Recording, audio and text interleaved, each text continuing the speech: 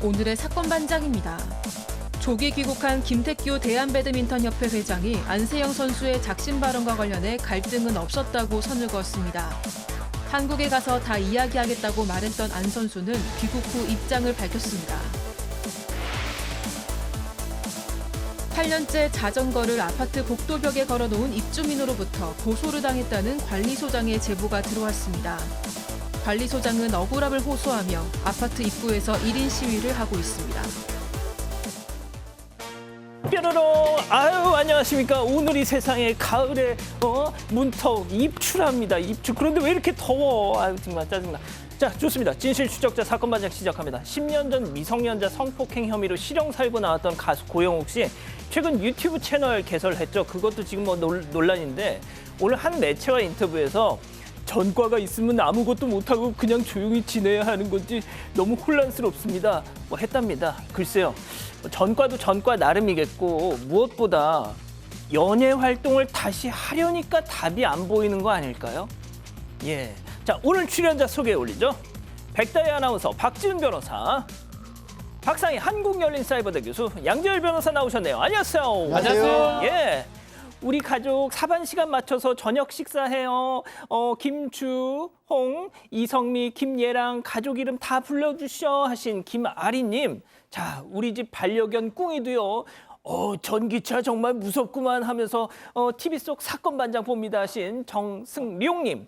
자, 어제 인천에서 태백 가는 길에 고속버스가 터널에서 저렇게 고장나서 멈췄어요. 2시간 동안 버스 안에서 죽는 줄 알았어 하신 김우희님. 자, 대구 칠곡 삼지구 휴대폰 매장 앞입니다. 알바비 주고 하는 거라지만 데프리카 날씨에 인형탈 씌워놓고 진짜 속이 후련하십니까 하신 박준영님. 아우, 너무 더웠겠다. 자, 오늘 부산에 여우비가 내렸어야 하신 안수지님. 오늘 낮에 일산 고양대로에서 화물차가 맥주를 쏟았는데 인근 백제 삼계탕 직원들이 저렇게 나와가지고 다 청소를 했어요 하신 권영주님. 자, 류다현님, 황선희님 모두 사랑합니다. 자, 재미는 물론 의리로 함께하는 아세사마뉴스 750. 예, 대한민국과 전 세계 동포 가족 여러분의 시선을 모아서 출발합니다.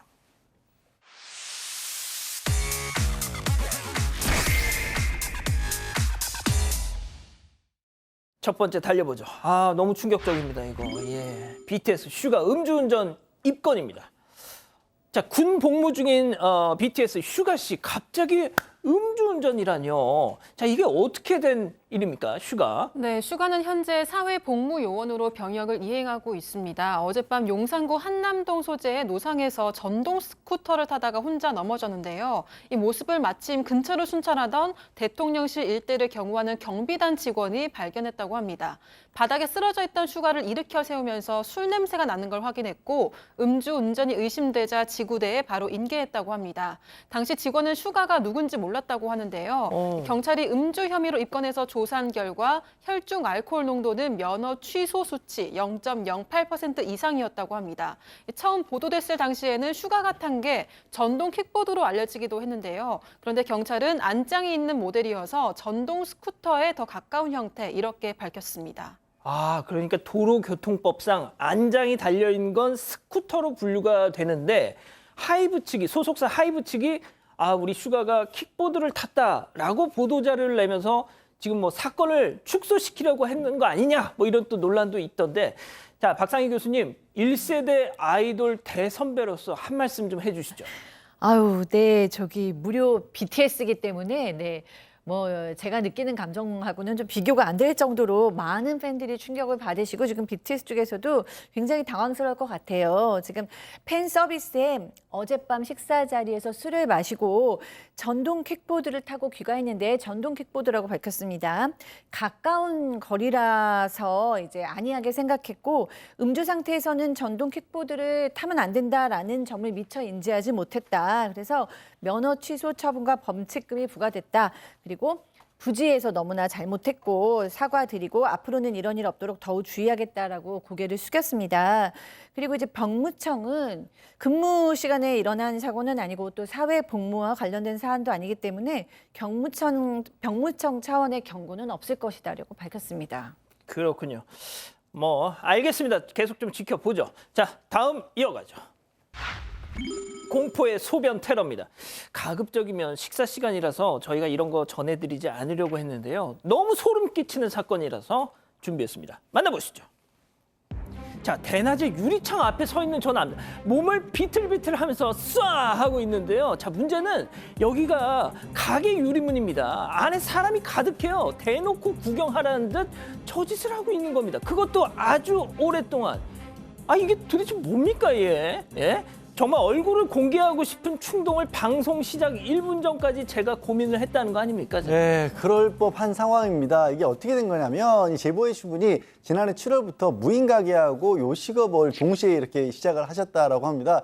그런데 저 남성이 지난해 9월에 그 운영했던 무인 가게 안에서 저런 식으로 이제 소변을 보고 있는 걸 마침 지나가던 이 제보자분의 지인이 그걸 보고 촬영을 했답니다. 그래서 경찰에 신고를 해서 벌금형을 받았대요. 과태료를 받았대요. 네. 근데 그게 지난해 9월이었거든요. 근데 그게 이제 앙심을 부었던 겁니다. 그래서 이제 갑자기 최근에 얼마 전부터 제보자의 가게 이 오픈한 데 찾아와가지고 뭐 직원들도 위협하고 뭐 이렇게 뭐 행패를 부리기 시작을 했다는 겁니다. 근데 뭐 경찰에 신고해도 딱히 다른 수도 없고 하니까 계속해서 나타나더니 급기야는 지금 보신 것처럼 저렇게 다른 가게입니다. 다른 가게에 찾아와서 저렇게 유리 앞문을 대고 실내를 하고 있는데 보시면 아시겠지만 저기 대낮이에요. 대낮이고 안에 대낮이에요. 네, 손님들도 있었던 겁니다. 오. 저러고 한참을 저렇게 있었던 겁니다. 저도 진짜 저는 위에 얼굴뿐만 아니라 밑에도 확 치워버리고 싶네요. 아, 그거는 이제 눈을 베리니까. 네. 예. 자, 그런데 박 변호사님. 예. 아이, 또 뭐 이렇게 오줌을, 아니, 소변을 오래 싸, 또. 그건 뭐 제가 알 수가 없는데 지금 사실은 행패를 부리는 거잖아요. 그러니까요. 보복하는 거예요. 사장님이 제일 걱정하세요. 보복하는 거예요. 왜냐하면 경찰 조사를 받았다고 하는데 조치는 없어요. 왜 조치 없냐면 범죄가 좀 되는지 의문스러운 점이 있어요. 경범죄 처벌법 아니면 공연 음란죄 부분도 좀 어렵고요. 조금 애매하기 때문에 저게 좀 처벌 자체가 좀 그렇고 본인은 그거에 대한 보복 심리로 와서 계속 오줌 누는 소변 보는 모습을 계속 보이고 있는 상황이고 또 이걸 처벌할 수 있냐 이 부분인데 음란죄는 안 되더라도 업무방해죄는 성립할 여지가 있어 보이거든요. 그럼요. 그걸 떠나서 양 변호사도 잠깐 언급했지만 얼굴만 딱 드러내면요 못합니다. 그렇죠. 사건 반장에서 이분이 하고 계십니다라고 이렇게 공개를 하면 절대 못한다. 외국에서는 다 공개하는. 공개하죠. 왜냐하면 범죄가 될 수가 있고요. 또 떳떳하게 하는 거잖아요. 떳떳하게. 그러니까. 아니, 보라고 하잖아, 지금. 보여주면 되잖아요. 전 국민들한테. 그러니까. JTBC에서. 좋습니다. 자, 다음 이어가죠. 먹튀할 굳은 결심입니다. 제보 영상 보시죠. 자, 새벽에 식당 안으로 들어온 저 두 남자. 예, 들어왔어요, 지금. 가게 안으로 들어와서 가방을 두고 구석 자리에 착석을 합니다. 국물 좋다. 해장 국물을 후루룩 짭짭. 사장님, 여기 만두 하나 추가. 자, 잠시 후에 사장님, 식후엔 말이죠.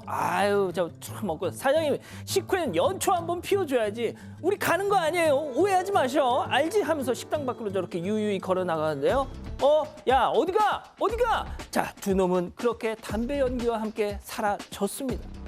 자, 장염이나 걸려라 그냥. 네, 경남 통영시의 국밥집을 하고 있는 부부의 아들이 제보를 한 내용인데요. 8월 6일 새벽에 20대로 보이는 남성 2명이 가방을 들고 식당에 들어와서 국밥 2개를 주문하고 식사를 했다고 합니다. 국밥을 어느 정도 먹고 메뉴판을 보다가 만두까지 추가 주문을 한 뒤에 잠시 흡연을 하고 오겠다면서 담배를 들고 밖으로 나갔다고 합니다. 그런데 아무리 기다려도 오지 않아서 먹튀를 당한 걸 뒤늦게 알게 됐다고 합니다. CCTV를 확인해 보니까 남성들은 식사 도중에 몰래 가방을 꺼내서 밖에다가 미리 놔뒀고 만두 추가 주문으로 사장님을 안심시킨 뒤에 흡연을 핑계로 도망을 갔던 겁니다. 야, 양 변호사님 이거 보니까 선수야, 선수. 근데 예? 진짜 너무 괘씸하네요. 예. 지금 들으신 것처럼 만두는 그냥 도망가기 위한 수법이었던 건데 사장님 입장에서는 멀쩡한 만두 조리했다가 다 폐기했다는 거 아니겠습니까? 음식값까지 다 합해서 35,000원이고 뭐 돈이 아주 큰 돈은 아니지만 수법이 너무 괘씸하다라는 거죠. 그리고 제보해 주신 분이 부모님이 정말 식당에서 밤낮 없이 일을 하시는데 저런 사람들이 와가지고 저렇게 기운을 빼버리면 어떡하냐고 너무 속상해하셨고 혹시라도 비슷한 수법에 당하실까 봐 다른 분들이 당하실까 봐 제보하셨다고 합니다. 장염은 아니죠. 저 아주 맛있는 정말 귀한 저 해장국을 드셨으니까 가다가 넘어져라 이걸로 바꾸겠습니다. 자, 다음 이어가죠. 맛집 찾아갔다가 합니다. 제보 영상 만나보시죠. 자, 제주 모 시장에 있는 푸드트럭인데요. 자, 그런데 저 직원들 뒤로 쭉 보이는 냉풍기 파이프를 주목해 주세요. 아주 그냥 때가 꼬질꼬질 틈마다 그냥 때가 저 가득한 거 보세요. 자, 그런데 그 바로 밑에 조리 전인 랍스터가 저렇게 가득 있습니다.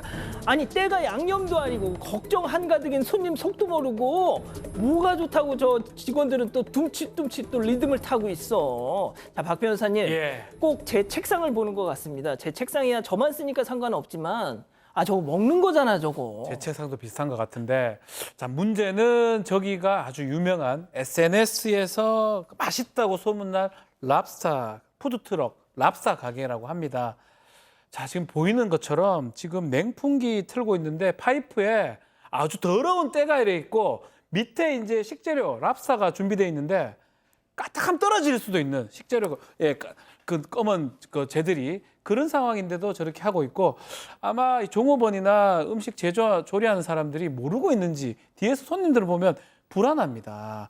자, 기본적으로는 사실은 좀 맛없어도 깨끗해야 되잖아요. 랍스타는 또 어지간하면 다 맛있어요. 특별한 경우 이건 맛있거든요.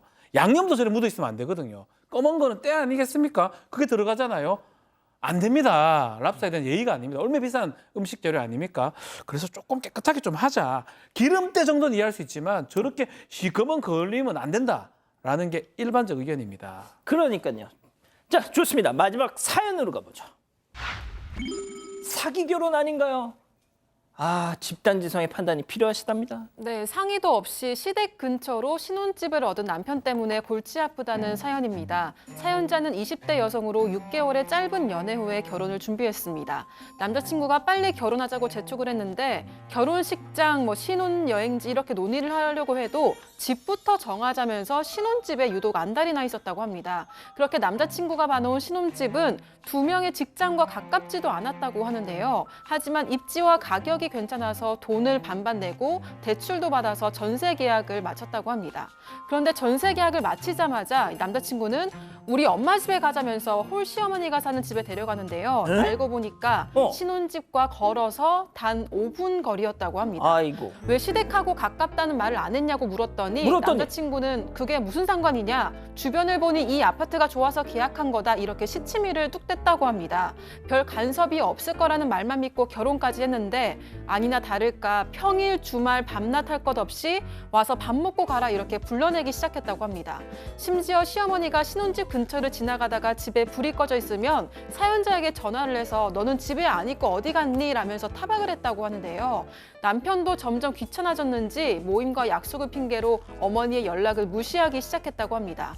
그런데 시어머니는 그럼 너라도 와라 이렇게 불러내서 온갖 일을 시켰다고 합니다. 견디다 못한 사연자는 전세 계약 끝나면 다른 데로 이사 가자 이렇게 제안을 했는데요.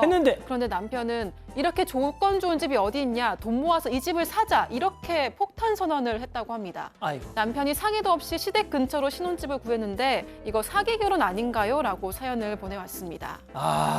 그렇군요. 자, 기다리고 기다리셨던 푸처 핸즈업 타임 6천여 분의 우리 가족 여러분들 함께하고 계신데요. 채팅창에 OX로 함께 참여해보시죠. 먼저 사연자 아내입니다. 오빠, 치올 오빠 진짜 완전 얍삽하다. 어쩜 이렇게 생긴 대로 노니? 응? 예식장도 뒷전이고 전셋집 타령할 때부터 뭔가 쎄한 느낌이 왔었어. 진짜 결국 이렇게 공사를 치는구나 나한테. 그것도 와이프를 상대로. 진짜 세상 믿을 놈 없다 진짜. 양지열 씨, 당신 어머님 박상희 여사랑 두 분이서 오순도순 행복하게 사시고요. 저는 이 판에서 빠지렵니다. 동그라미. 아닙니다. 계속 들어보세요. 다음 남편이에요. 다혜야, 너 그거 오해야. 초품화해, 역세권에, 전세가도 적당해서 너 나랑 같이 고른 거잖아. 고른 거 보니까 공교롭게 엄마 집이랑 가까웠던 건데 공사를 치다니 어떻게 그렇게 상스러운 표현을 쓰니. 그리고 이왕 이렇게 된 거, 엄마 집 가까운 데 살면서 최대한 어른들 도움 받고 살면 너도 좋잖아. 왜 이렇게 부정적으로만 생각하니? 다혜야, 너 하고 싶은 거 다 해. 그런데 이번만 좀 눈 감아 주라, X. 양 변호사님. 네, 이거 정말 그냥 웃어넘길 일이 아니고요. 저는 심각하다고 봅니다. 일단 두 부분이 굉장히 마음에 걸리는데, 첫 번째로 그나마 집을 얻으면서 예를 들어서 그 남편이 자기 돈이라도 들여서 집을 얻었다라면 모를까, 지금 아내 되신 분하고 반반 돈 내고 대출까지 받아서 집을 마련했다는 거 아니에요? 이건 애초에 공동생활인데도 불구하고 거기서부터 잘못 지금 사실상 사기를 친 거고요. 아, 반반. 예, 두 번째 그렇다고 해서 이 남편이 아주 효자라서 자기 어머니를 생각해서 이런 것 같지도 않아요. 지금 어머니가 자꾸 연락하니까 자기는 약속 있고 모임 있다고 자기 어머니 전화 안 받아버리고 그거를 아내한테 또 넘긴 거잖아요. 이거는 저는 글쎄 다른 어떤 얘기를 좀 더 들어볼 필요는 있겠지만 진짜 진지하게 이 결혼 계속해야 되는 건지 고민해야 될 필요가 있다고 봅니다. 예, 교수님. 아, 네.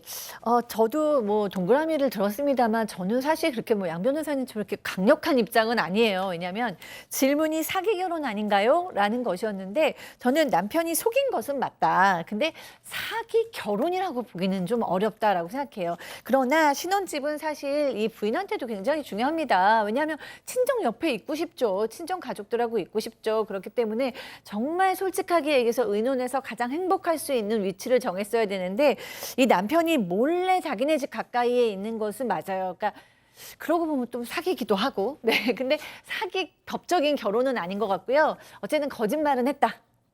네. 자, 박 변호사님. 지금 네 분 중에 한 명도 이제 남편 편을 드는 분이 없어서 제가 조금 좀 하자면 예. 그러니까 어르신들이 이걸 보시면 아이고 요즘 그냥 가신 애들은 하여간 그냥 어른이 좀 뭐 그럴 수도 있지 뭐 이런 생각하실 수도 있을 것 같아요. 그렇게 생각할 수 있고요. 저도 뭐 그런 상황이 된다면 뭐 어쩔 수 없다면 그럴 수도 있는데 그 전에 고지를 했었어야 돼요. 미리 고지를 했어요. 그 부분이 가장 아쉬워요. 그럼 같이 살죠. 차라리 같이 살고 아파트 아래로 살든지 같은 집에 가서 1층, 2층 살든지 그게 오히려 더 현명하고 더 솔직한 방법인데 걸어서 5분이라면 정말 너무나 가까운 위치거든요. 이거는 사실은 거짓말한 겁니다. 묵시적 거짓말. 법적으로 사기 결혼, 뭐 혼인 취소 사유가 되지는 않지만 아마 여성 입장에서 아내분 입장에서는 상당히 충격을 받았을 거고요. 양 변호사님하고 지금 박 교수님 말씀하신 것처럼 자신의 어떤 의무는 하지 않고 아내한테 미루는 모양새거든요. 그것도 괘씸하다. 그렇군요. 그 생각이 들어요. 예. 자, 본인 생각 더하기 우리 가족 여러분들 의견. 네, 저는 사실 남편과 시어머니의 혹시 모종의 합의가 있었던 건 아닌가 이런 의심이 들었고요. 집 문제를 속이는데 평생 같이 살 수 있을까 이 사연자가 이런 생각이 들었습니다. 네? 가족분들 의견도 보겠습니다. 지금 누구한테 응 하신 거예요? 이니어로 네. 쭈이한님 결혼 취소해요라고 하셨고요. 이초코님 시어머니 댁이 가까운 건 상관이 없는데 시어머니가 간섭을 하는 건 잘못됐습니다라고 하셨습니다. 그리고 혼자 피셔맨님 시댁 위치가 어딘지도 모르고 결혼한 사람이 잘못이다 이런 의견도 있었습니다. 그렇군요. 자, 사반 제보 메일과 카톡 제보 채널에서는 많은 사연과 제보 기다리고 있습니다. 임하나님 보고 계신가요? 고마운 분을 찾고 계신데요. 오늘 아침 20개월 따님 지아가 갑자기 기침을 콜록콜록 해가지고 소아과에 가셨는데 무사히 진찰 받고 딱 나왔어. 그런데 갑자기 천둥 번개 폭우까지. 우산은 없지, 택시는 안 잡히지, 지아는 무시야 칩 막 하중 보채지 발만 동동 구르고 있던 바로 그때 어떤 분이 오시더니 이거 쓰세요 하면서 우산을 딱 저렇게 한사코 거절하셨지만 그냥 그렇게 우산을 건네고 호련히 사라지셨다는 거죠. 감사함을 전할 길이 없어서 전 국민이 애청하는 사건 반장에 연락을 하셨다는데요. 자, 오늘 오전 10시 서울 동부 이촌동 서소아과 입구에서 저 파란색 우산 건네주신 남성 어르신 정말 감사합니다 하셨어요. 와우.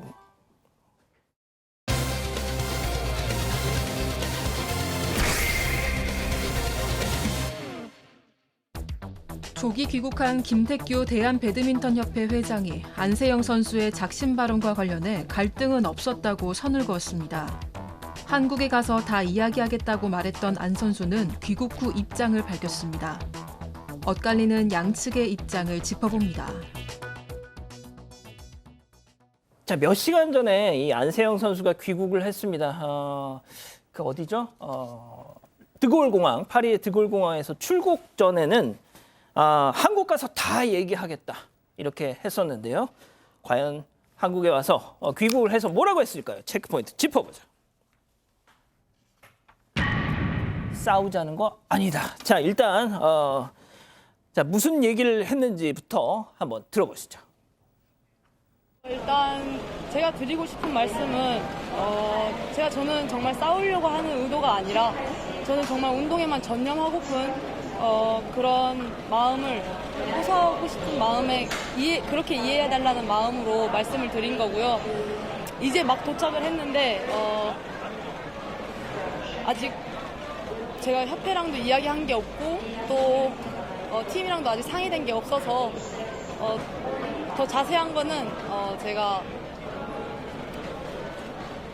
상의한 후에 말씀드리도록 하겠습니다. 자, 제가 말씀드렸다시피 프랑스 파리 드골 공항에서 한국으로 귀국행 비행기를 타기 직전에는 한국 가서 다 얘기하겠다. 자, 그런데 지금 상당히 절제된 그런 워딩을 했어요. 네, 김학균 감독이 이끄는 대한민국 배드민턴 대표팀이 2024년 파리올림픽 모든 일정을 마치고 오늘 오후에 입국을 했습니다. 안세영 선수도 동료들과 함께 뜨거운 환호 속에 입국장의 모습을 드러내는데요. 안세영 선수는 출국 전에 공항에서 취재진과 만났을 때 제 입장은 한국에 가서 다 이야기할 수 있도록 하겠다. 조금만 기다려달라면서 지금 상황이 많이 복잡하다. 한국에 가서 이야기해드리겠다. 이렇게 이야기를 했었습니다. 그러니까요. 그리고 밝은 미소로 귀국한 안세영 선수는 수많은 취재진 앞에서 드디어 입을 열었는데요. 취재진은 제일 먼저 메달리스트 기자회견 불참과 관련해서 질문을 했습니다. 안 선수는 일단 제가 드리고 싶은 말씀은 싸우려고 하는 의도가 아니라며 운동에만 전념하고픈 마음을 호소하고 싶었다. 이렇게 밝혔습니다. 그러면서 협회와 팀과 상의된 게 없어서 자세한 건 나중에 말씀드리겠다고 여기까지 말하고 빠르게 빠져나갔습니다. 교수님, 뭐 네. 그런 걸까요? 그러니까 인터넷으로만 보는 한국의 여론과 네.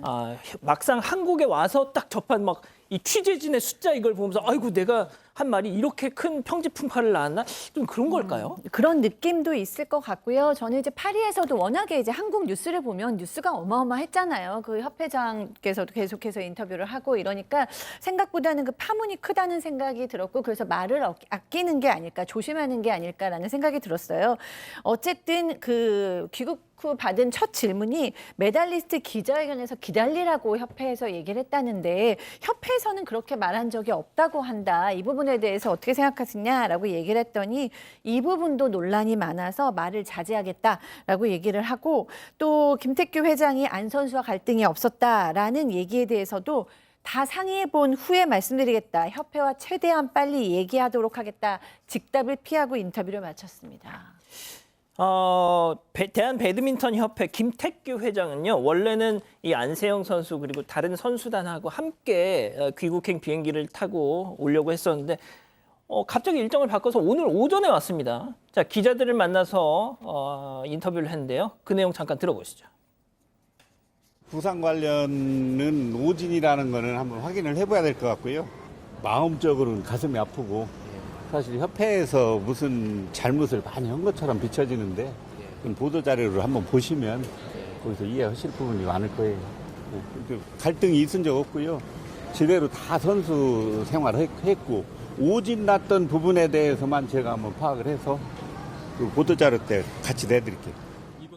자, 갈등이 있었던 적이 없고요. 그럼 지금까지 우리가 봤던 건 뭘까요, 도대체? 그러니까요. 이 부분에 대해서 갈등과 관련해서 이제 조금 전에 협회장은 갈등이 아예 없었다라고 얘기를 했는데 또 안 선수 입장 이후에 지금 스텝진에서는 뭐 문제가 좀 있었는데 올림픽 후에 논의하자라는 식의 그런 또 보도도 나왔었거든요. 그래서 이거는 좀 지켜봐야 될 것 같고 지금 그러니까 부상과 관련된 부분에서는 분명히 해명을 해야겠다라고 또 보도 자료로 입장을 밝혔는데 뭐냐면 이 선수가 다쳐서 부상으로 그냥 둘 수 없는 상황이었기 때문에 협회에서는 경비를 1,100만 원이나 들여서 이 지원을 해서 한의사를 급히 이 파리로 모셔와서 치료를 해줬다라는 거고 다만 이게 부상이 혹시라도 외부로 알려질 경우에는 상대 선수에게 이게 노출되면 또 작전상 좋지 않을 수 있지 않습니까? 그래서 보안만 유지를 했다라고 그렇게 협회에서 또 입장을 밝혔어요. 근데 이게 미묘하게 입장이 다릅니다. 안 선수는 그 한의사가 와서 치료받은 사실은 안세영 선수 본인도 얘기를 했어요. 근데 뭐라고 얘기를 하냐면 협회에서 도와주지 않아서 따로 개인적으로 아는 한의사님을 모셨다라는 식의 또 얘기를 했었거든요. 그래서 예. 이게 사실관계는 분명히 한의사가 와서 치료한 건 맞는데 어느 쪽이 맞는지 이거는 조금 더 기다려 봐야 될 것 같습니다. 예, 일단 뭐 문체부에서도 조사를 한다고 했고 좀 지켜봐야 되겠는데 아까 이 김태규 회장이 보도자료 준비하느라고 좀 일찍 귀국했다고 했잖아요. 그래서 2시간 전쯤에 10장짜리 보도자료가 막 나왔습니다. 박 변호사님. 네, 어쩌면 약간의 어떤 팩트, 진실 게임이 될 양상도 있는데 일단은 김태규 대한배드민턴협회 회장 같은 경우는 좀 이런 얘기를 하고 있습니다. 300여 명 이상의 선수가 있는데 협회에 그 선수들 중에 한 명의 선수를 또 세계 랭킹 1위라고 해가지고 그 사람을 위해서 예산을 다 쓸 수 없다라는 보도자료 내용도 있고요. 두 번째로는 그럼에도 너무 잘하기 때문에 다른 종목, 배드민턴 종목에는 없는 외국인 코치도 영입하는 등 협회가 할 수 있는 지원을 다 했다라고 합니다. 이런 지원받은 선수 없다라고 하면서 특히 부상에 대해서 첫 검진 때 오진 났다는 부분, 이 부분은 이제 좀 확인을 해봐야 되겠다라고 합니다. 병원 진료라든지 치료 자료 같은 것들을 해서 왜 오진이 됐고 안세영 선수가 얼만큼 고통을 받았는지 요거는 좀 확인하겠다고 하고 있고 기자회견 불참 관련해서는 협회가 아무 말도 하지 말고 기다려라 이런 의사를 전달한 거나 지시한 바는 없다라고 밝힌 상황입니다. 그 부분이 가장 대표적인 진실 공방이 좀 마지막 부분이죠. 예. 전달한 지시하지 않았다. 지시했냐 안 했냐. 이 부분은 진실 공방의 문제 같습니다. 그리고 또 그 대표팀 은퇴, 탈퇴를 암시했던 듯했던 발언도 있었는데 그건 파리 현지에서 했던 발언이죠. 거기에 대해서도 혹시 그 대한배드민턴협회 보도자료에 관련된 내용이 있나요? 네, 있습니다. 일단 안세영 선수는 대표팀에서 나간다고 해서 올림픽을 못 뛰는 건 선수에게 야박하지 않나 생각한다면서 배드민턴은 단식과 복식이 엄연히 다르고 선수 자격도 박탈당하면 안 된다고 생각한다며 대표팀 탈퇴 가능성도 언급을 한 바 있습니다. 이에 대해서 협회에서는 보도자료를 통해서 관련 규정이 무시될 때 국가대표 선수들의 대표팀 이탈에 대한 우려가 상당히 있고 그럴 경우 협회의 국가대표 운영에 있어서 상당한 고민에 빠지게 될 것이다. 이런 입장을 밝혔습니다. 또 올림픽 대회 참가는 아래의 IOC 헌장에 의거해서 올림픽 참가 선수의 최종 결정 권한은 대한올림픽위원회에 있기 때문에 협회의 임의적인 결정으로 선수에게 참가 권한을 부여할 수 없다고 했습니다. 이 부분에 대해서 좀 더 부연을 해드리면요. 우리나라 배드민턴 선수들은 실업팀에 소속돼 있다가 국가대표로 선발되면 1년 중 대부분이 국제대회 기간에는 협회가 관리하는 대표팀 안에서 생활하고 관리를 받습니다. 잠깐만요. 그러니까 이제 조금만 첨언을 하자면 보통 올림픽 축구 대표팀 이게 프로 선수들이잖아요. 프로 선수들은 아무래도 좀 자유롭잖아요. 그런데 백다희 아나운서 얘기한 것처럼 배드민턴 선수들은 실업팀 소속이다 보니까 아무래도 대한배드민턴협회에 많은 좀 제약을 받는다 이 얘기인 것 같아요. 네, 맞습니다. 물론 개인 자격으로 국제대회 출전은 가능한데요. 태극기를 달고 출전하는 올림픽과 아시안게임은 출전을 할 수가 없는 겁니다. 즉 대표팀에서 나가면 올림픽, 아시안게임은 출전이 불가능한 건데요. 이 부분에 대해서 안 선수는 야박하다고 표현을 한 건데 바꾸기 위해서는 규정을 송봐야 합니다. 그런데 현재 규정상 안 선수는 나이가 어려서 걸리고요. 예외 조항이 있긴 하지만 현재 갈등을 빚고 있는 협회와 대표팀의 상황을 감안하면 허용이 쉽지 않을 수 있다. 이런 분석이 나오고 있습니다. 자, 양 변호사님 이거 어떻게 봐야 됩니까 이거? 글쎄 이제 여러 가지 상황들을 좀 따져봐야 될 것 같습니다. 일단 협회에서 얘기를 한 것처럼 이게 안 선수가 특별하게 실력이 좋다고 해서 여러 명의 정말 300명 가까운 선수가 있는데 안 선수만 특별하게 예외로 주기가 어렵다는 입장도 이해가 안 가는 바는 아니고 다만 그럼에도 불구하고 안 선수가 얘기한 것처럼 7년 동안을 기다렸다라는 거 아니에요? 그건 10대부터 지금 22살인데 그때까지 이 배드민턴과 관련해서는 선후배들이 너무 안 선수가 보기에 그리고 실제로 문제가 있어서 그 부분을 작심하고 미래를 위해서 얘기를 한 것일 수도 있고요. 그게 아니라 또 워낙에 힘들게 올림픽부터 올림픽 이전의 국제대회도 부상에 이런 여러 가지 일들을 겪어가면서 몸도 마음도 상당히 고통스러웠던 상황에서 그런 것들이 좀 약간 폭발적으로 나온 얘기하는지 이런 거에 다 감안해서 좀 찾아봐야 될 것 같습니다.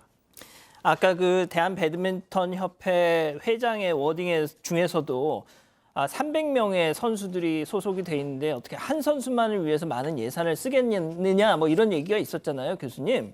네. 자, 그런데 때문에 그런 건지 안세영 선수 이슈 때문에 선수단 분위기가 가라앉아 보인다 뭐 이런 지적도 있더라고요. 네, 뭐 당연히 그럴 것 같아요. 일단 국민들의 관심 속에서 이제 이 트러블이 있는 것을 알게 됐기 때문에 다른 선수들도 당연히 가라앉을 수밖에 없죠. 그래서 지금 어제 코리아하우스에서 배드민턴 대표팀 메달리스트들의 기자회견이 있었어요. 거기에 안세영 선수는 오지 않았고 은메달을 딴 김원호 선수와 정나은 선수가 참석을 했는데 이 두 선수도 매우 기쁘지만 또 대표팀 분위기가 우리가 좋다고 얘기할 수는 없다라고 이제 밝혔습니다. 그리고 두 선수는 뭐 열심히 이 훈련을 했고 복식조와 반식조가 다르기 때문에 뭐 학협회와의 뭐 어떤 트러블은 전혀 인식하지 못했다. 우리는 우리의 실력으로만 여기에 온 거라고 생각은 하지 않는다. 뭐 많은 분들이 보이지 않는 곳에서 힘을 써 주었다라는 또 이야기를 했습니다. 예. 그래서 오늘 안세영 선수가 귀국 뭐 회견에서도 이 두 김원호 선수와 정나은 선수에 대해서 드골 공항에서 했던 얘기인데요. 좀 미안하다. 나 때문에 축하를 받지 못한 것 같아서 미안하다. 그럴 의도는 아니었다. 이런 얘기도 했더라고요. 자, 일단 이렇게 정리하고요. 두 번째 사건 이어갑니다.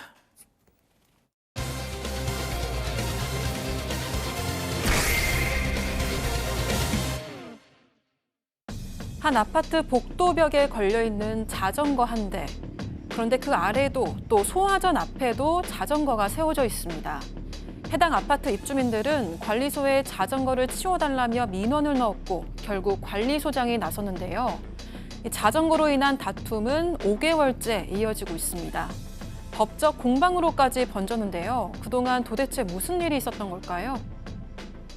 자, 서울의 한 아파트 관리소장님이 입주민한테 갑질을 당했다라고 주장을 하면서 저희한테 연락을 주셨는데, 자, 그리고 해당 입주민과도 저희가 연락이 닿아서 양쪽의 얘기를 들어봤습니다. 자, 자전거 때문이다. 네, 갈등의 시작이 자전거 때문에 일어났습니다. 제보를 하신 관리소장님은 31년 동안 회사 생활을 하다가 주택관리사 시험에 합격을 해서 인생 2막을 관리소장으로 이제 시작을 했어요. 그래서 작년 1월부터 근무를 했는데 또 근무를 하면서 입주민들한테도 그렇고 동대표들한테도 그렇고 인정을 받아서 아주 기쁜 마음으로 그렇게 열심히 근무를 했습니다. 그런데 어느 날 한 입주민으로부터 이제 민원을 받은 거예요. 그 민원은 우리 아파트의 한 사람이 공용 주거지인 지역인 공용 공간이죠. 예, 공간에 벽에 구멍을 뚫어가지고 자전거를 걸어놨다. 거치대가 있네요. 네, 거치대를 걸어놓고 자전거를 걸어놨다. 저거를 원상 복구시켜달라라고 이제 민원을 넣은 거예요. 그래서 이 관리소장님은 민원이 들어왔으니까 그 해당 세대로 가서 찾아갔는데 이제 계속 부재 중이었다고 합니다. 그래서 아파트 관리 규약에 따라서 시정 권고 경고문을 그 앞에다 붙여놨어요. 그런데 이게 떨어져서 그 다음에 이제 또 가서 또 붙여놓고 이랬는데 저기 붙여 있네요. 네. 그런데 이제 그 나중에 또 보니까 경고문만 떨어져 있고 아무런 조치도 취해지지 않고 그냥 아무런 변동이 없었다라고 주장하고 계십니다. 그리고 또 해당 입주민 같은 경우에는 어떻게 반론을 하시나요? 네. 아니 이런 문제가 있으면 당연히 연락을 먼저 주는 게 아니냐. 뭐 이야기를 나눠본 적도 없이 경고장만 붙어 있길래 경고장 떼어서 내가 읽은 것이다. 이렇게 지금 반론을 하셨습니다. 그러니까 관리소장은 규약을 위반했으니까 경고문을 붙였는데 이 해당 입주민은 아니 붙일 게 아니라 나한테 먼저 말을 해줘야지 그거 붙이고 그냥 가버리면 어떡하냐 뭐 이런 얘기인 것 같아요. 자, 그런데 뭐 자전거 많이 좋아하시는 분들 계시는데 보통 1층 그 자전거 놓는 공간에다 두기도 하고 좀 비싼 자전거 같은 경우면 집 현관문 앞에 놓는 경우도 있잖아요. 네, 근데 이건 좀 도가 지나쳤다 싶었던 겁니다. 우선 지난해 12월 사진을 보면요. 현관문 앞에 자전거가 모두 4대가 보입니다. 한 대는 바닥에, 다른 한 대는 벽에 구멍을 뚫고 설치한 거치대에 걸려 있고요. 나머지 2대는 소화전 앞에 세워져 있습니다.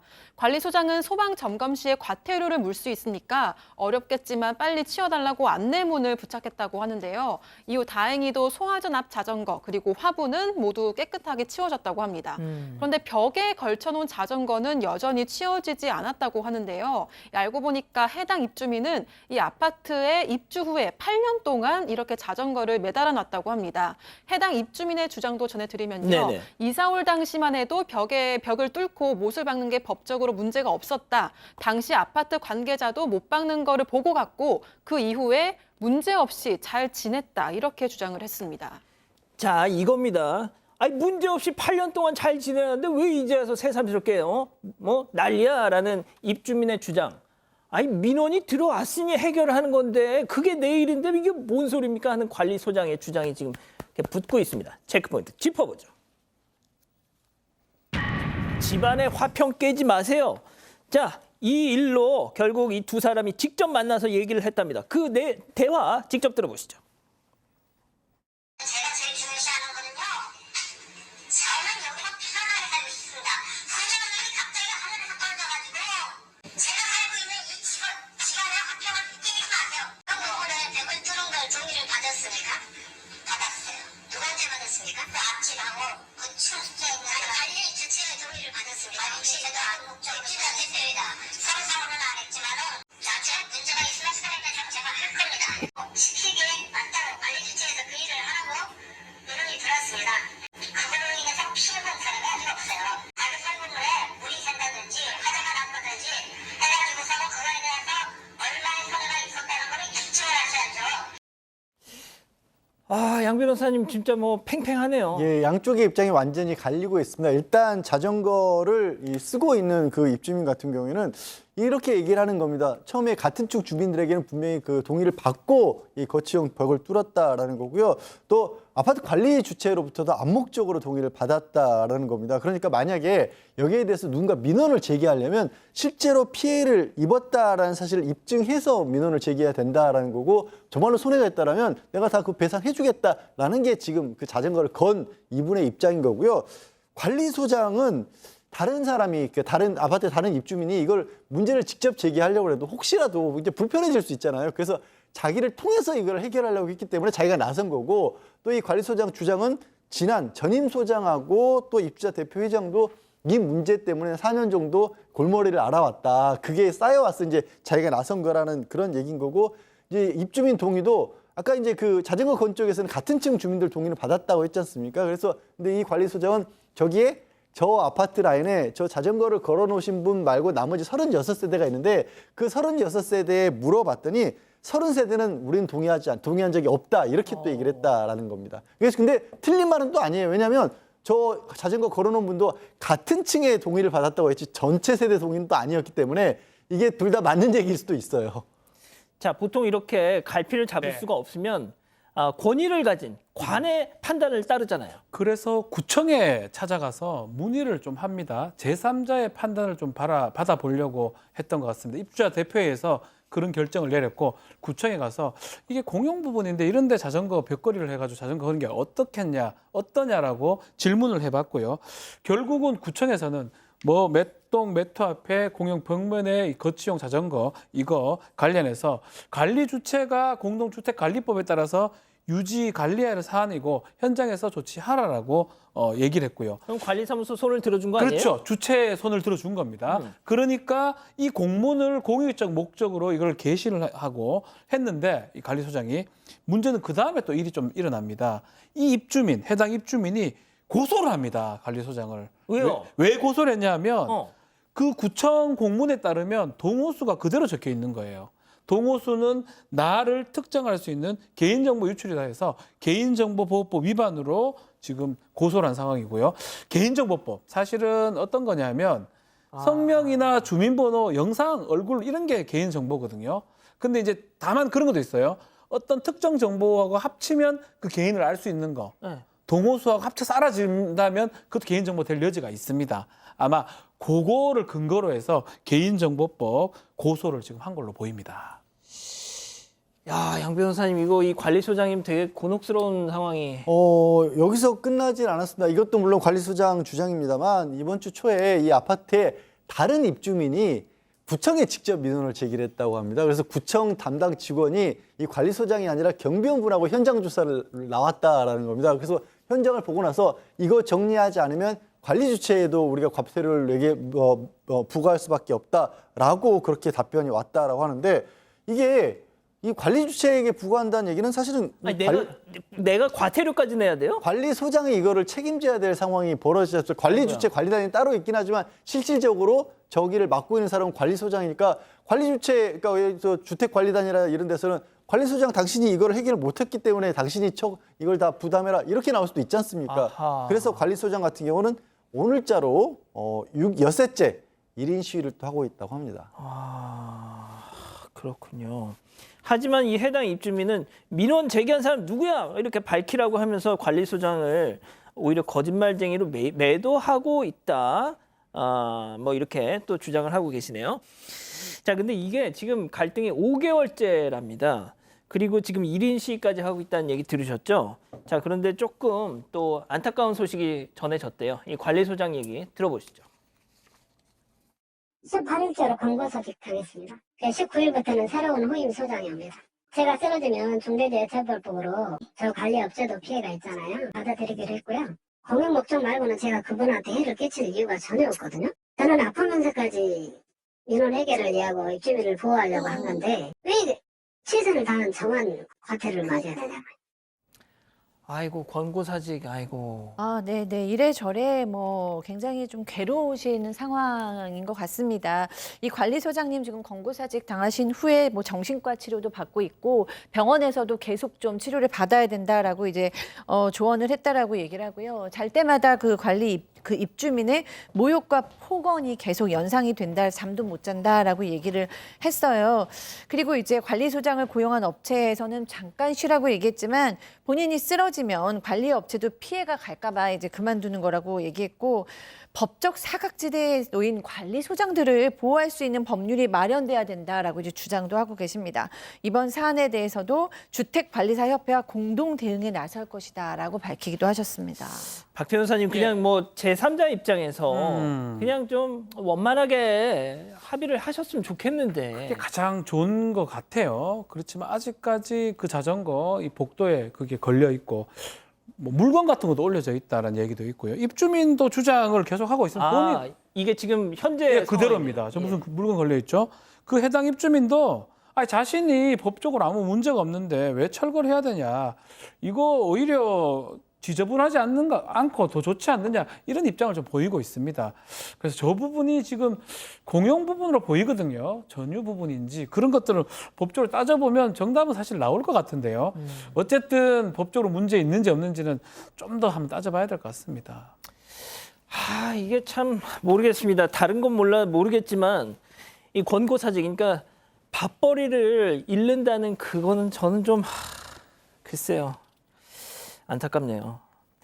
자, 일단 이렇게 정리하고요. 별별 상담소 이어갑니다.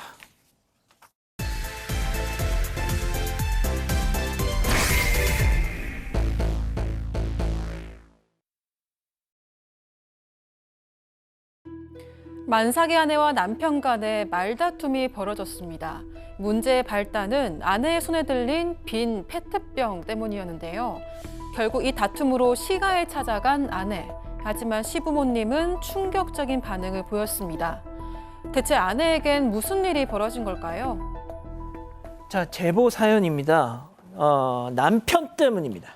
자, 첫 만남 10년 전으로 거슬러 올라가네요. 네, 제보자는 30대 후반의 여성이고요. 10년 전에 이직을 준비하면서 잠깐 카페 아르바이트를 했습니다. 그때 이제 손님으로 남편하고 처음 만났는데 그때 그 남편은 국내 명문대도 졸업하고 또 대기업도 재직 중이고 뭐 그랬어요. 네, 7살 연상이었습니다. 근데 아내가 너무 막 좋았나 봐요. 아내가 무슨 얘기만 하면 무조건 예스. 네, 일명 예스맨이었습니다. 그래서 이제 남편이 너무나 적극적으로 대시를 해서 이제 결혼을 하기로 했는데 이제 문제는 시댁에서 굉장히 반대가 심했어요. 남편은 강남 토박이었는데 이 시댁에서는 10가지나 이유를 대면서 반대를 했는데 대학교도 뭐 이름도 없고 또 친정 부모님도 농사 짓는다. 그러니까 가족의 격도 안 맞는다. 막 이런 얘기를 하면서 10가지 이유를 대서 결혼은 못한다. 이렇게 반대를 했는데 근데 이제 남편은 이 아내를 너무 좋아했던 거예요. 예. 용서를 구하면서 친부모와 인연을 끊겠다. 그래서 실제로 막 연까지 끊으면서 결혼을 진행했습니다. 그래서 결혼식은 못하고 혼인신고만 하고 함께 살기 시작했고 또 이렇게 사니까 시부모님도 며느리를 결국에는 받아들였습니다.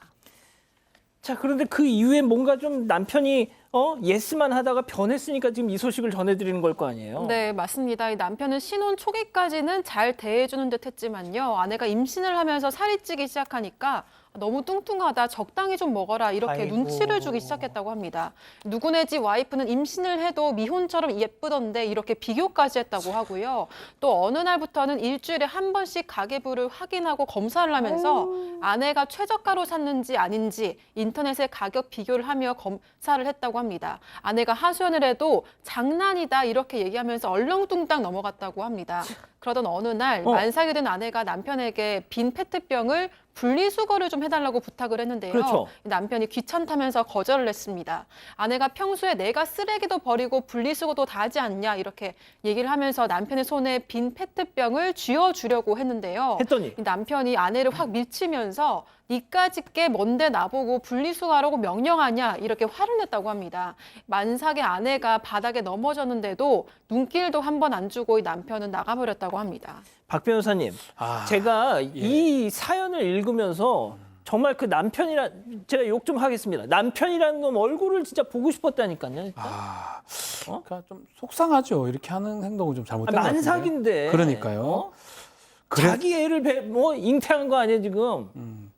그래서 이제 이거를 누구한테 속이 상하니까 얘기를 하기도 또 그렇잖아요. 지인이나 뭐 어머니, 엄마한테 가서. 그래서 시부모를 찾아갑니다. 시부모를 찾아가서 남편이 좀 잘못한 거 아니냐라고 그렇죠.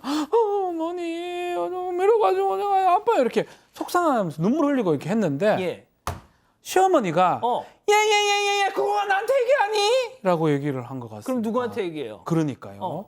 그러면서 시아버지도 야야 그 아들이 그 한 대 때린 것도 아니고 그 뭐가 좀 민거 가지고 그 어디 그렇게 예민하게 대응하냐라고 또 얘기를 며느리 했대요. 사랑 시아버지 사랑 아니에요? 그러니까요. 그래서 괜히 왔다 여기라고 돌아가는 길에 시누이가 전화가 옵니다. 안 돼. 아이고 그 시부모님 무서운 줄 모르고 그러면서 언니 우리 오빠랑 그 잘난 우리 오빠랑 결혼하면 그 정도는 각오해야 되는 거 아니야?